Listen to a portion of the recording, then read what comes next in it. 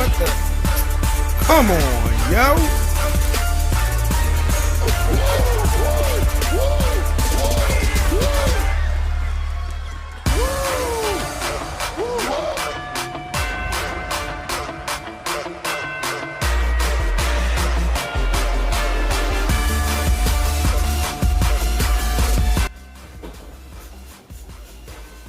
What's up?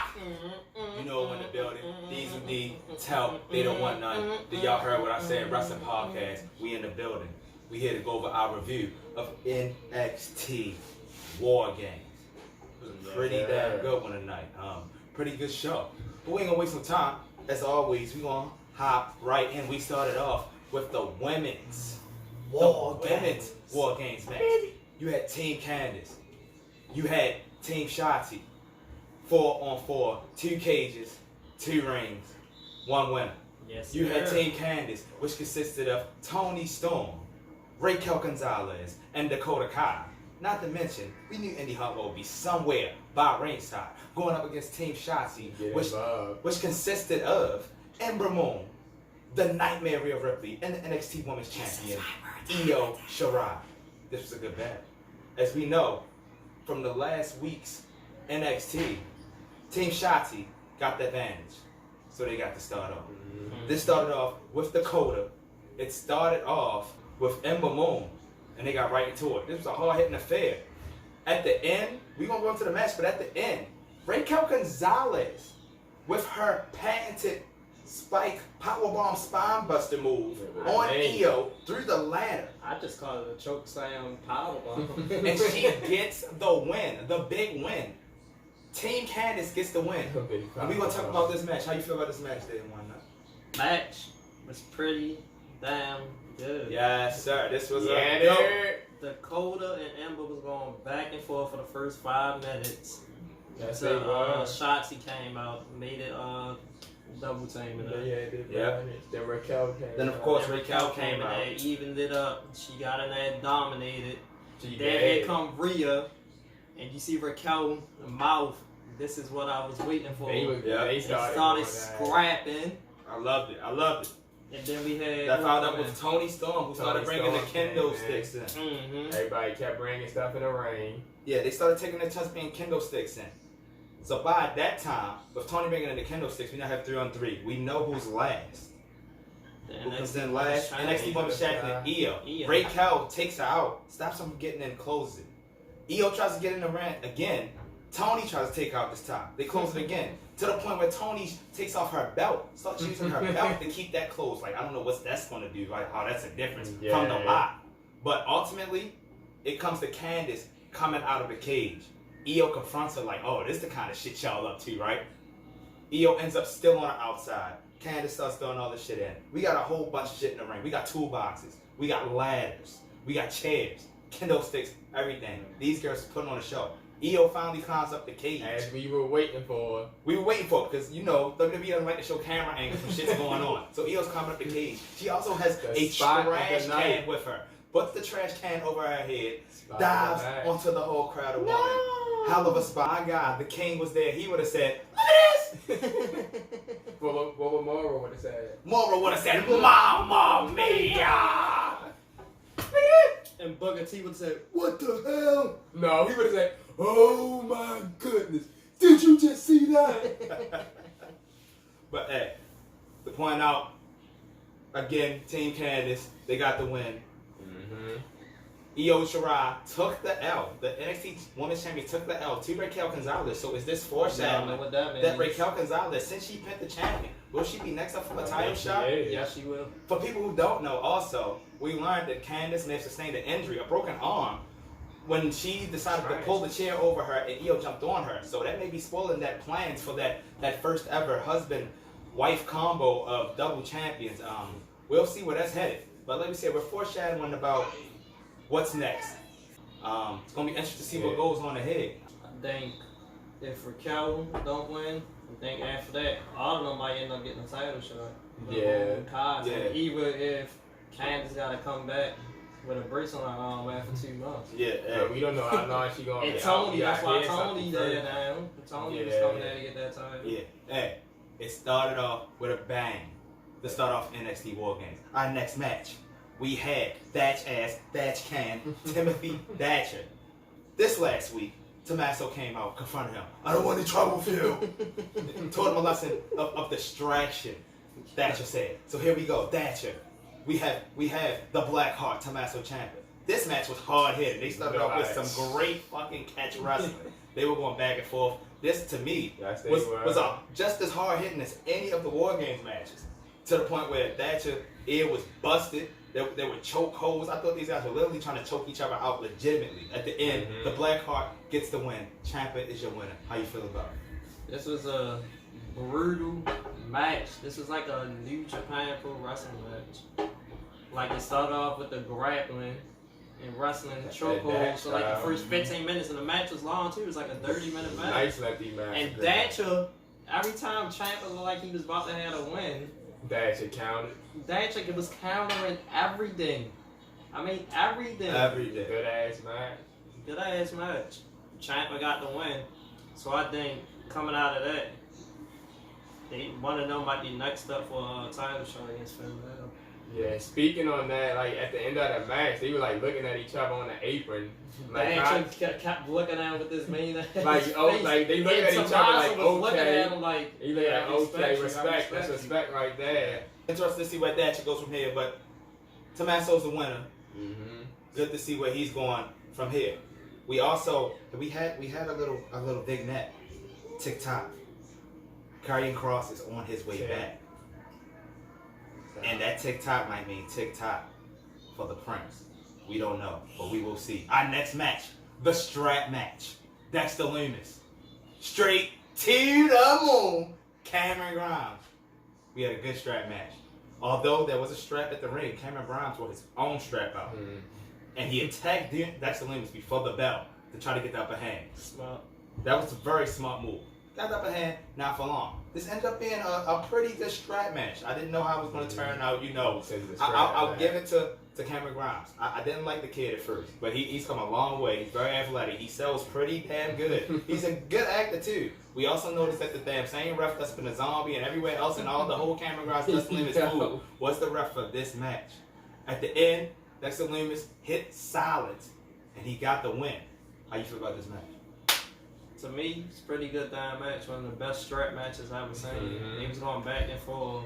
The best strap match I've ever seen was Daniel Bryan versus Bray Wyatt. This is a cool story.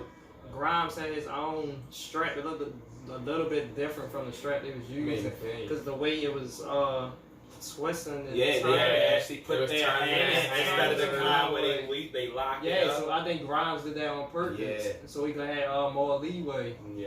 Then the odd thing about this match. Have a strap match, I would have been no disqualification. Like they was using chairs. That's the thing. And everything. Right. And half of the match was outside the ring. So I figured since the strap was going to be legal, then everything else would be legal. Yeah, so they probably changed the rules. But this was a good match. Good to see Dexter Lumis get back on track. He looked like he was gaining some steam way until getting a title shot. Remember, he was supposed to be in that NXT North American ladder match until he got injured. I'm always interested to see what's going on with Cameron Grimes. About this match, Lumis and Grimes, they had good chemistry in the ring. They did. So, like the two last matches we just talked about, I don't think it was a loss for anybody. I think it was a gain for all four competitors. Like all of them looked good.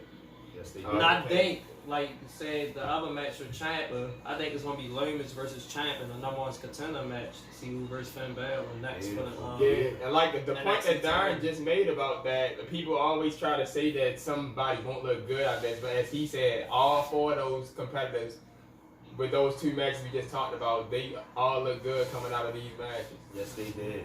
Our next match, triple threat match for the NXT North American Championship. Your NXT champion, Leon Ruff, against the Archer of Infamy, Damian Priest, against Johnny Gargano. This match is pretty damn good. They were all over the place. They were in both rings. They were outside the ring. We had the appearance of at least 7 to 8 masked people with the scream masks on. We could tell that the first two sets of 3 were all jobbers and hazmat talent. They were just there to to take the licking, to take the bump. These guys had on regular training Nike shoes and little socks. They was the remains of retribution. The retribution. The retribution call downs. Yeah. And then we noticed the last guy who came and hit Damian Priest with the pipe. He had on actual wrestling boots. So that's when we knew this was a returning superstar. We just didn't know who. But as we still get into this match, there were a lot of close pinfalls. There were times where you really weren't sure who was going to win. But I called it before the match. I told them Leon Ruff was not leaving this match as champion. He was here to put on. It was here for him to showcase his talents, to show why he was a good choice to be the rival champion. Because hey, kudos, we appreciate it. Good job, Leon Ruff. You've been carrying it. This match went plenty of ways. We almost had a reckoning. We almost had a Razor's Edge. Leon Ruff did hit the splash. We did get one final beat. At the end of this match, Johnny Gargano is your new NXT North American champion and your first 3-time NXT North American champion. And this is a big accomplishment for him. How you feel about this match? Pretty good match. I wanted Priest to win, but I had a feeling he wasn't going to win. Gargano was the last reason I wanted to win. I agree. Yeah, I wanted Damian Priest to win, but I knew with this green masked person being in the minivans when they pull off from NXT, being everywhere over the last few weeks to a month, I knew this storyline had to end with Gargano achieving the goal. I had a gut feeling that Gargano was. See, y'all wanted Priest to win. I actually wanted Leon Ruff, but I knew he wasn't going to keep it. Too, so I wanted I Priest didn't to see win. where our story was going to go with Leon Ruff. After this, I said that too. 20 days with the title. And speaking about the match, he already explained the match. It's a pretty good match. A bunch of stuff happened, a bunch of close pinfalls, and also back and forth spin wheel kicks by Damian Priest. Oh yeah, the mini Trouble in Paradise. And at the end, he got the one final beat and got the win at the screamers and hit him with the pipe. And who was revealed to be Austin Theory. Returning Austin Theory. Who said he quit on NXT like a month ago. These are my thoughts, and we'll talk about this in a later episode, but I feel like that NXT, they should start a faction around Johnny Gargano and Candice, where they both had, Candice has her females in the group, and Johnny has his males, and they're just one big new corporation of NXT, and they're just running shit for like the first half of 2021. I'll be interested to see how that goes. Yeah. But first of all, already something to look like. And also that for the new North American champion with Johnny, you see how he won with Damian Priest getting hit with the lad pipe, so I see Damian Priest getting a rematch. But after that, who do y'all think would be like the next competitor to challenge for the title? No, it would be interesting. Any of them people that lost in that matches, like back to Cameron Grimes. I believe Gargano did something to Grimes a couple weeks ago. Oh yeah. So it could be him or throw Dash in there. I mean, you have so many people in NXT and there's so many options to go, but I think with Ciampa winning, you got to keep him in the NXT title picture. Dexter Lumis can float around either the NXT or North American. Let's not forget about people who weren't on the card, like Kushida, who's been on a nice win streak lately. He needs to get a title shot at one of those belts. That's actually who I think is going to get the next title shot. Kushida. One of those guys he needs to get a title shot at one of those belts. He needs that. Kushida should have been on this takeover. He been on a roll. He won like he beat Velveteen Dream. I ain't trying. But guess what? I bet he's going to be on the next takeover. Bronson Reed also wasn't on that either. Our main event, the men's War Games match, as we had for the brand, the group of Pat McAfee, your NXT Tag Team Champions Danny Burch and Oney Lorcan, and the Bruiserweight Pete Dunne, your longest reigning NXT UK Champion. They went up against the Undisputed Era, Adam Cole, Bobby Fish, Kyle O'Reilly, Roderick Strong. This was a slugfest. Yes, it was. As we knew, for the brand had the advantage. So they would have the extra person come out first. This started with Kyle O'Reilly and the Bruiserweight, the chiseled Bruiserweight. These motherfuckers, they went at it early. They was trying to fuck each other up before the next person came in. Oney Lorcan came out next, and you know how Oney goes. He's full bruiser mode, trying to fuck people up. And each time, for the brand, got that next person in. They made sure they got a hell of advantage before the Undisputed Era got their next person in, which led us to Bobby Fish coming in next, getting a nice flurry in. But that led us to Danny Burch coming in. He started bringing some weapons in. He brought in the cricket bats, and they started wailing away at Undisputed Era. Next thing you know, and this is after a couple of pump fakes a couple of pump fakes if Pat McAfee was actually going to get in this ring before he was the last person. But after that, Roddy came in, and you know the Messiah of the backbreaker was ready to land some backbreakers. He came in getting busy. They started loading up on kendo sticks. Undisputed Era started to get a rhythm. Next thing you know, Pat McAfee comes out. Goes to get hella weapons under the ring first. He gets all the tables under the ring. With all the four tables on the ring, starting with Kyle O'Reilly, then Bobby Fish, then Strong, then Adam Cole. Yet a table for all 4 members of Undisputed Era. Yes, he did. He started with a moonsault. He took Kyle O'Reilly out first. Took Kyle O'Reilly out with a moonsault. Then it was time for Adam Cole to come in the match and intervene for his guys. Adam Cole, he went in the ring. He got fire extinguisher first because the guys didn't want to let him in. He sprayed him. He had a chair with the Undisputed Era logo on it. He came in. Guys caught him, but his guys had his back. This is when War Games started. It picked up. You had guys with superplexes. You had bulldogs. You had moonsaults. You had high knees. You had pump kicks. You had everything you can imagine in this match. Super kicks. This is the third War Games match for the Undisputed Era. They're 1-1, but you knew they were going to put on the show. Pat McAfee, at first I thought he wasn't going to take as many bumps, but as this match progressed, Pat McAfee started to get his ass kicked as well. Maybe not as much as the other guys, but he started to take a little licking. This match turned out good. At one point, all the guys were just there, hitting each other, and McAfee's at the top of the cage, does a moonsault, kicked the shit out of Bobby Fish on the way down. All the tables got broke as Kyle O'Reilly went on a table, and then the Bruiserweight tried to splash him. The table didn't break, and then here comes Danny Burch to break the table. And then as Cole's about to go after those guys, and McAfee goes after Cole. Cole pushes them back through the other table. At the end, Kyle O'Reilly gets the pinfall. Undisputed Era are your winners. This was a hell of a match to end the show. How you feel about that guy? That was awesome. Ooh, that was awesome. That was a good match. It was a good match. I like the War Games match. Well, Kyle O'Reilly be getting work in. He does. Pete Dunne be getting work in. McAfee, you showed me something. You earned my respect. You ain't getting that. You kicked out from the Panama Sunrise. I ain't think he was looking out for that Panama Sunrise. Nice ass moonsault through the table. You missed the punt. I wanted a punt. Missed when Bobby Fish sent Danny Burch to the table. The Fish table was still set up between the two rings. And he spared him through the table. The bitter end on Adam Cole on the table. Chair. Oh my god. I mean, it's on the steel chair. Then it was the one time when Roddy had to get his famous forearms in. Burch and Logan was hanging over the ropes while Pete Dunne was in the corner. Yeah. Where Fish table was vintage Roddy. Just going back and forth. Don't forget when they were all and the best part of the match. Up on the cage. He was all up on the cage. McAfee was somewhere not to be found. Pete Dunne on the left. Only Logan in the middle. Burch on the right side. What they's doing? Uppercuts, high knees, super kicks. Oh yeah. It was a whole Undisputed Era barrage of everybody getting their moves, and they lit them up. Last knees and super kicks was main. Both War Games were enjoyable matches. With that being said, guys, what's your grade for War Games? I give War Games a solid A. They had 5 solid matches on the card. All five matches were well built in the 3-4 weeks that led up to them. Like you had no match that was just thrown on the card for no reason.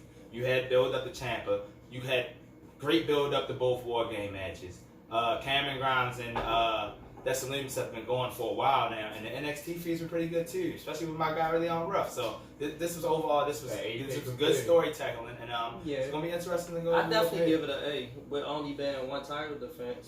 Only being one title defense. But with the gimmick being War Games, I had no problem with it. You heard it here, guys. That's our review. NXT War Games. Yes, sir. Easy D. Tell they don't want none. We be back with more. Y'all heard what I said. Peace out, baby.